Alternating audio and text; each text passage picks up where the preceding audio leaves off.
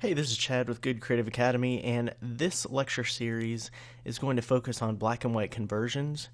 And Photoshop's really powerful in this area, and it can be useful when we're converting portraits to black and white, but we don't want to just simply make a grayscale conversion. There's many different ways to convert a color photo to black and white where we have a lot more control and customizability in the process.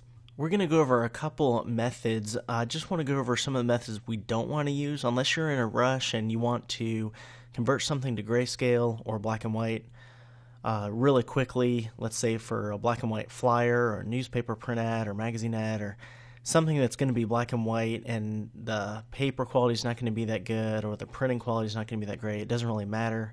That's one thing. But if we want to make a print, a really nice print, or something online, and we want to take our time then with it and use some of these specific techniques. We call it black and white, but it's really grayscale. I mean, if we go to Image, Adjustment, Posterize, and then I just do 2 levels, and then I go to Image, Adjustments, or Image Mode, Grayscale, that's a black and white photo, technically. I'm just using the vernacular of the industry, the film background to it. When I say black and white, what I really mean is grayscale. So go ahead and open up princess.jpg from the support files. I just want to go over a couple methods that we don't want to use, but they can be helpful if you just want to do a quick conversion.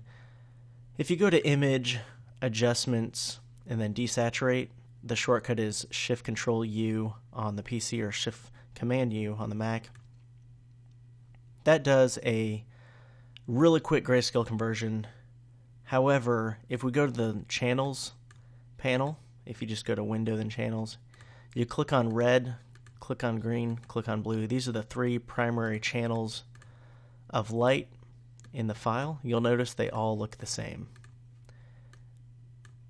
In the original though, if you go to red, go to green, go to blue, they're different. So we've lost a little bit of that image differentiation. Once we convert it to a grayscale in that way by just doing a quick desaturate, we lose some of the detail and the difference between red, green, and blue. You can also go to Image, Adjustments, Hue Saturation, and bring saturation all the way to the left. That does the same thing. Red, green, blue are all look the same now. I'm going to undo that. And finally, we can also go to Image Mode.